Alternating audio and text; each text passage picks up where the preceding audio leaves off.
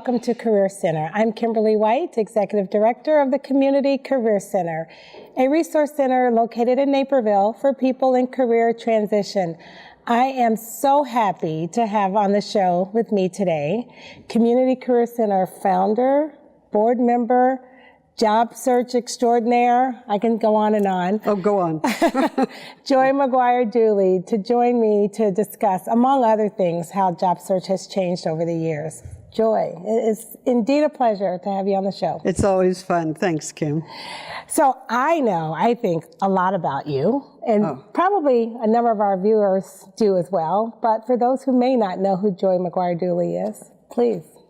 It's so interesting because that's the kind of thing you want to ask job seekers. Tell me about yourself. And it's like, all right. I consider myself an educator, a therapist, a psychotherapist, and that's how I got into this fun game. I'm also a mom. And interestingly enough, I am now giving job search advice, not that they listen, to grandkids. So it's come all through the Your whole own circuit. grandkids, huh? Yes. Yeah. The beautiful grandkids that you have. Thank you. So, Joy, I know I met you through the Community Career Center 12, 13 years ago now, and you were one of the founding members of our organization. How did that come to be? Well, interestingly enough, we were doing a job club where there were 90 to 100 people at a meeting, if you can even fathom that. I remember those days. And there was no place to do their search other than going to like the library or Kinko's to get, can you believe this, to get their resumes copied. I mean, it's come a long way. I mean, when I say like this, I feel like I'm going to go out and get on my horse to go home. But it has come a long way, but a lot of the core is still the same. So you and a couple Oh, I'm sorry. Yeah. Yes. Yes, there were a number of us in the community, both volunteers and people who worked in Naperville and Lisle. I was at Lisle Township at the time, and we were all seeing the same thing. So we got together and decided, let's find some place that we can rent or borrow, which we ended up doing, thanks to Lou at the bank, and held our first meeting. And it was like day to day and then year to year, and people like you came in and gave it structure, and it all came to be. But it started out as a community effort to help people across the board. You didn't have to live in any particular community to help with your job search. And that's how it started. And the community really just helped, all the leadership in the community really helped to bring this on. And then it, in 1996, was incorporated as a not-for-profit. So I also know that you were very instrumental behind Job Club. For those who don't know what Job Club is. Or for those who think Job Club has always been here. Yeah. Back, I think I just mentioned I worked for Lisle Township as a therapist, and there were a number of people coming in, all presenting with different problems, as you can imagine, as we know, marital problems, financial, etc. But there was a common thread, and the common thread was the main breadwinner or breadwinners were out of work. And so we thought, well, let's put them together as support. And if we had known that it was going to, become the thing, we would have thought of something probably more exciting than Job Club, but I'm not sure what. But so we put them together and had a Job Club. And at our first meeting, there were 13 people. And that was where was that meeting held? At the Lisle Library. Okay. And it grew in 3 months. We had a weekly Friday meeting, and it grew in 3 months to 60 people. Wow. That was, so I thought, well, I can't give individual attention to 60 people. Wow. Let's divide it. And I asked Naperville Library, and they said, wonderful. Came over there on a Monday. So it was like, that grew to 60. And so obviously there was a need. And then a lot of the churches saw a need, and they tried to have job clubs. But if you went outside of Illinois, no one knew. They'd say job club, interesting. So yeah, that's how it started. And it's like, oh yeah, it's a thing. Yeah. So you just mentioned if you went outside of Illinois, no one heard of it. Hence, you were tapped on the shoulder to go to the White House, right? Yes. It really was exciting because people seemed to listen. It was, yes, to go back to, I got an invitation to come down to talk to the Secretary of Labor, and there were a couple people there, and we had a one-on-one, and then a panel discussion about what job clubs could provide, and they decided to run it out through the nation, and it's now in every state. And it's mostly through the government, obviously, and it's a thing, and it really does. They saw the need. Like I said, they listened. I mean, to sit across from the Secretary of Labor and have, really? How does that work? Tell me about it. It was like, oh, okay. And I did, and I really felt like I was speaking for the people.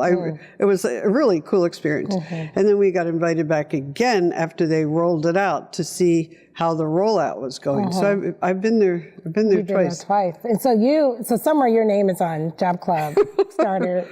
Yeah. I don't think people really care, but yes, I got a pin. Really big I got a flag. You got a flag. There you go. Well, Job Club is huge. I know it's really big at the Community Career Center. I know you were facilitating that for many years. Yes. But networking is so important, and that's really a big piece of Job Club: networking and supporting one another. And the interesting thing about all this is when I started, as I said, as a therapist, I didn't know diddly about what was supposed to happen. I mean, I got my job by doing the old-fashioned way. You put a resume and then, you knock on the door and say, here it is. And I had no idea. I really didn't. And I've learned everything that I've learned through job seekers. And the one thing about networking, one time a networking engineer stood up, and took me a while. The light went off, and I thought, network, tell me what a network engineer does. And then, I'm not going to do it justice, but point A is not necessarily point B, C, and the network goes like this. And I thought, that's what networking is.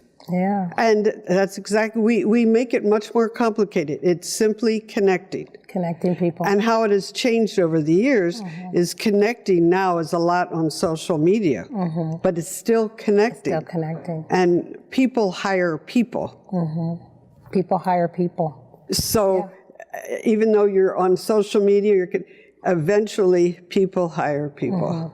So the networking piece is huge. Huge. It's huge. Absolutely huge. And you get that at Job Club, and you also get that support. And so putting those two things together is very important and critical. That was a good tie-in. Yes, see? I just learned from you. Well, because I learned from you. But the interesting thing about networking is it's still, 23 years ago, now, it's truly between 70 and 80% of how you're going to get your job. And it's not because, you have this fantastic resume. That just somehow helps you. Right. But it's really 80% of I know you, and you know a zillion people. So if I can just talk to you and then see how I can help you. See, that's the piece about networking. People say, well, why should she help me? Well, what do you have to offer her? Right. It's just because I help you doesn't mean you'll help me, but you'll help someone else. And that's the key about networking, like that networking engineer. Yeah. Help somebody. Help somebody. You feel better, they get help, and someone's good. It's going to come around. And we see that every Wednesday at Job Club. Yes. Yeah. Yes, and it works. Yeah. But the interesting thing on this is that people tend to do busy work in job search. I've seen that. And it's so much easier to go, now we have home offices, and they come to the Career Center, and which is great. But they're busy. Why would you do 80% of what comes back to you is 20%. When you could do... That's a great way of looking at it. So you need to do 80%, and that means just calling one person, going to a meeting, giving a talk, going to a tea, supporting some things, some cause, meet people. What about folks who don't feel comfortable doing that? Well, interesting you say that, because some people are introverts and some people are extroverts. And people like us find it easy to talk to people, obviously, but an introvert, though, has a much better rapport with people insofar as they know who they are. An introvert will go to a business meeting and meet one or two people, but really get to know them. You know, somebody like myself, I'll go home with 15 cards, but I know a little bit about a lot of people. So I have to work a little harder to maintain that, whereas an introvert, as long as you every day meet or talk to somebody.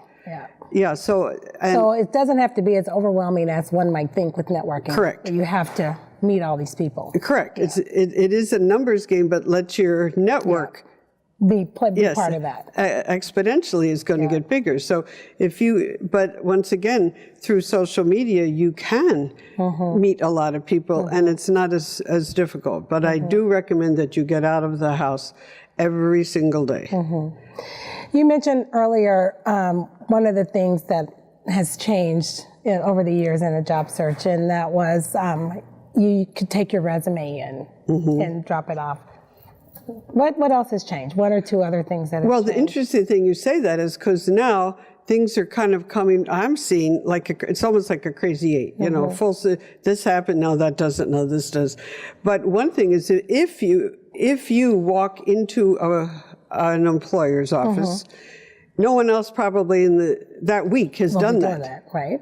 So it's not done, but I recommend that somehow you differentiate yourself in a positive way, you know, not wearing purple hair but which is fine. Purple hair can be fine depending on the job. Did you ever see that advertisement? They told me how to wear a tie. They told me I couldn't have purple hair, and then they're all jobs. Yes. So, you know, no matter what I'm saying here today, if it doesn't apply to you, that's fine. And it depends on job and industry. It will. I mean, that's right. Oh, you know what? Another thing. Yes. I found out the jobs change, and you can change jobs, but your passion doesn't change. Ooh. And if you can connect with that passion, like I was at a meeting actually this morning, and there was a gentleman that said, you know, I really enjoy, and I stopped it, I really enjoyed, because how many people do here today say, I really enjoy something? You really have to follow your passion. Yes. We're going to come back to that as soon as we come back. Up next, Joy will talk more about passion, being passionate about your job.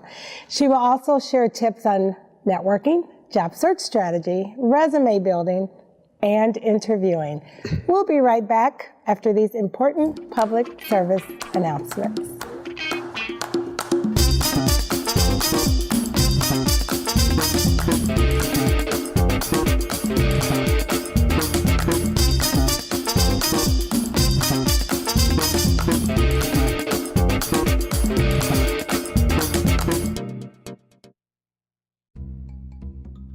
Sure, I look cute now, but when my owner lost his job, it was rough. I was living on the street, and one night, me and this Cocker Spaniel got into it so bad, I wound up looking like an ice cream cone. I cried a little bit, but thankfully I got rescued, so I'm running, I'm jumping, all back to my old self, and I'm ready to give unconditional love, even if you put a lampshade on my head.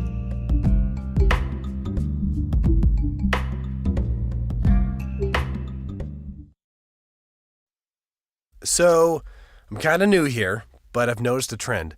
My human does this funny thing where she goes around and gets all my toys, and then she hides them in that basket by the door. You know, but it's always the same basket, and it's always in the same place. And then she acts so surprised when I find them, but, you know, she's putting them in the same basket. Again. It's like, hello, that's where you put it last time. You were the worst at hide and go seek. Welcome back to Career Center. I'm Kimberly White, Executive Director of the Community Career Center. And Joy McGuire Dooley is still with me. Thank you, Joy. I'm not going anywhere. Here I am. So we were talking about passion, and I know, 5 or 6 years ago, it it was the buzzword, right? Find your passion, do what you love. And then I saw it kind of take a little backseat, but now it's back. It's that 8 again, I think, Kim. Some things never change, but when you talk about passion, to kind of put it under a bushel, it's got to bubble up sometimes. So it can be really wonderful when you say you have a passion for, I don't know, helping animals. Okay. If you can be a vet tech, work at an animal shelter, I mean, that's, that's igniting the passion. Right. But just because you have a passion for something doesn't mean you have to be doing something right in the field. For example, there was one gal, her name was Mary, and she was a quilter. And that's so far away from anything that I know how to do. And she was in a quilting bee, she won quilting cotton, blah, blah, blah, about quilts. She was just, So I said something to her about, tell me about it. And she was talking about how you have to see the whole picture, and then, you start having to pull in certain things. And I said, that's a project manager. And she said, oh, I never thought of that. She rearranged her resume for it to look like that, and she had like a quilt on the side. It was cool. And she got a job I think it was a big company. And she spoke about that she puts people together, knows the process, can see the big picture, et cetera. So just because she wasn't quilting, those same skills that make her passionate, she could do her job. She loved her job and did it for 15 years. That's what I mean. Good. And that's how it's important if you're going to get up, go to work every day, to have that passion for it. I loved every single day that I worked because my passion was and still is helping people discover who they are and what they do as a therapist. And one day at a meeting, somebody came in and said, I can't talk because I have no idea what I want. I said, let's just give me 5 minutes, give me 5 minutes. And we kind of talked. He said, oh, I never thought of it that way. So his passion was helping people communicate, and yet he wasn't able to communicate that. And he said, well, how can, and it's just interesting, but find your passion. Everybody has something. And it, might sound simplistic, like I'm a quilter. No, everybody, and that's fun. All right, so we're going to delve into these different modules that we... and I'll pretend I'm the expert. Well, right? You know a lot, I know. So networking, Job Club, we've already talked a little bit about that, but there's another piece. Yes, there's another piece. No, there's still things there for networking. Okay, I will say to you, and I'll say it on TV, and I say it every time, and only one person in all my years has ever come up to me and said, I win. I will buy you lunch. Right near the Career Center, okay? I will buy you lunch. If you can go home and ask 3 people in your family system to tell you exactly what you do and where you would like to do it. How many times have you heard at the Career Center, well, my family's not helping me. Nobody in my family. And my humble opinion is they really don't know exactly what you do. And how I found that out is my own family. Well, Mom, what is it you do? I know you do talks, and I know you do job. What do you? So everybody needs a snippet to be able to tell their family member. My son, if I can get personal for a minute, called me up. Now this is after I've been in this business for 20 and said it worked. And I said, all right. And he said, I was on the elevator. And somebody said, knew the person standing next to me and introduced himself and said, tell me about you. And he was able to say exactly what he did. He's a stress coach. And I help people in their organizations, handle stress. And the man said, here's my card, come see me. Wow. So the point is, if you said to me, what does your son do? It's like, well, give everybody 4 or 5, maybe 2 sentences, what you do, and maybe 2 companies that you want to target. Interesting. And I guarantee you, they'll help you because now they feel empowered. People want to help people. You see that, right? Absolutely. And I'm just sitting here thinking, if I don't really know what like my kids do specifically. I mean, I can kind of, but yeah, it's important. You know to the know big that. picture. I know or the big picture, but fun not like, things. Yes. So if someone said, "How can I help you? How can I help you?" Well, I'm not quite. So anyway, and I've seen this work. I had this lady. Yeah. She told her daughter. And her daughter, while she was out dog sitting, told somebody that her mom was looking to get into, I think it was, McDonald's, I think it was, as a corporate something, And she got a call before the daughter came home from walking the dog. And got to be able to communicate that. Yes. Yeah. Anyway, that's in networking, as we talked about, you need to be able to tell people what you do and not go on 2 sentences. 2 sentences. 2 sentences. Yeah. Keep it short and sweet. And 2 companies. And 2 companies. I will remember that. Okay. I'm All sure right. you will. Resume building. Everybody loves to work on resumes because it makes them busy, and they feel like they've done something. Right. If it's working for you, let it be. If it isn't working for you, take it, I know we do it at the Community Career Center, take it to somebody who knows about resumes, and then put it out there. Right. And see if it works. If it's working, let it go. Yeah. You need to keep it updated.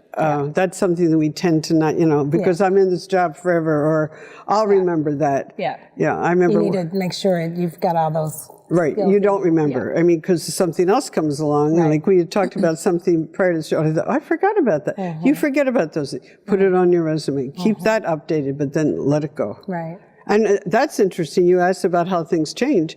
Resumes, remember? Do you remember? 10 pages.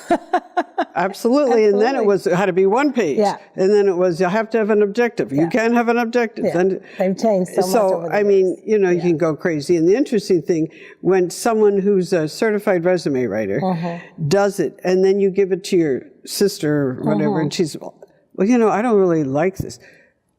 Yeah. You have to give it to like a recruiter. Right. You have at the Community Career Center. We have recruiter days. Yeah. Have them take a look. Take a look. And if they like it, or listen to their suggestions. And the thing is with resumes too, you're gonna, if you ask 5 people, you'll get 5. You'll get 5 different responses, and you really have to listen to all of them and see, really what makes the most sense. Because at the end of the day, it's your resume, right, that you're putting out there. And also, especially the younger people just getting out of college, they're going to say, well, I don't have a lot of experience. Your resume really needs to say what it is you want to do, not necessarily all the things you have done. Yeah. So if someone looks at it and goes, oh, they really would be good in this marketing piece, then the resume has done its job. Right. All right. So, job search strategy. Setting those priorities and making sure you're organized and all those things. Yeah. You're looking at me and telling me to get organized. I heard that, Kim. Everyone needs a strategy. You can't just throw things. For example, when you go in for an interview, you have to be prepared. So strategy is, remember 80-20. That's probably the top. 80-20, and then have cards. Business cards. And a handbill. And a handbill is just a snippet of your resume, but it speaks to the target companies that you're looking to work for. Right. Yeah. And differentiate yourself in some brand. Know your brand. Know your brand. And one interesting way of learning that is to ask 6 or 7 different people, maybe somewhere where you used to work, someone in your family, when they think of you, what is it they think of? Do they think of organized? Do they think of a strategist? Like you're a great networker. You meet. How do they see you? And are you branding yourself that way? Right. Because a lot of times we see ourselves. How many times you look in the mirror or hear yourself on the radio and go, because other people hear different things or see different things. And that's important. The branding piece is important. And you brand across the board. So you're branding yourself like in person, along social media lines. I mean, there's all types of... And be consistent. And be consistent. What you put down and what you see. Yeah, that's important. Interviewing. Interviewing. Well, we did say that prior to the interview, you need to have some sort of a plan. What is it that you want to get across to the interviewer? Because obviously they're interviewing you. Is there, yeah. But you need to be able to ask. And whatever you do when someone says, do you have any questions? Have one. Have one. I asked it on another show, what question would you want someone to ask you if you were interviewing them? Me? Yeah. What's my passion? And how does that relate? That's the whole thing is. Like, how do you relate that to the potential job? Every answer has to make the interviewer see you in that role. And doing it well. Because when they'll ask you, where do you see yourself in 5 years? You know, all those standard questions. It's interesting because I don't know when we wrote our book, 5, 6, 7 years ago, whatever. We thought it would have a shelf life, maybe 1 or 2 years, asking, you know. And most of it's still pertinent, you know, because an interview is an interview is an interview. But a lot of them now are behavior interviews. Tell me about a time when. And we tend to fill silences. Don't. Let them have some time to think about what you said. Right. And yes, and interestingly enough, have 1 or 2 short stories, but not more than 4 or 5 sentences, 6 sentences tops. And then you can always say, is there anything else you want to hear from me? Yeah, so make it a dialogue. Yeah, it's got to be, that interview piece is really critical. I mean, once you get your resume and they call you in, I mean, you got to ace it. And so it's so important to be able to. But to be genuine. Yeah, to be genuine. And you have to be able to, again, show that interviewer that they can see you in that role. Right. Yeah. Right. And have fun. Try to have fun. I know it's hard. Yeah. Yeah. And one other thing you mentioned is being consistent. So you want to be that same person they interview. You want to be that same person when you start on day one. That's absolutely. And don't forget the thank you note. Thank you note. Email or handwritten. Well, two. I'd recommend immediately an email or some jobs, the text, right, as you know, and then follow up. Correct. Joy, one of the things you said at the very beginning, or here just a minute ago, was you loved going into work every day. You loved it. And I can tell you, being at the Career Center for the past 12 years now, people loved it when you came into the Career Center on Wednesdays for Job Club. You did just an amazing job with our job seekers, and you just do so much. You are so full of wisdom around jobs. So thank you. And I know that you are taking a little back seat on the board of directors at the Community Career Center. You're going to just still be involved. I will be involved. You will see me. Not as much. You can always call on me. Yes, thank you. But you truly are great for those in our community who are in a job search. Thank you. I do think when you sign up for something, be 100%. If you can't be 100%. Yeah. Thanks, Kim. Thank you so much, Joy, for coming on the show. Thank you. You're the best. And thanks again for all you do. You are a force to be reckoned with, my friend. May the force be with you. All right. So, I want to thank Joy for coming on the show. And as a reminder to our television audience, if you're unemployed, underemployed, or seeking a career change, visit the Community Career Center at 1815 West Dill Road, Suite 900 in Naperville, or search us on the web at www.communitycareercenter.org to learn more about the resources available to you, as Joy likes to say, as you search for your next success. Thank you so much for watching.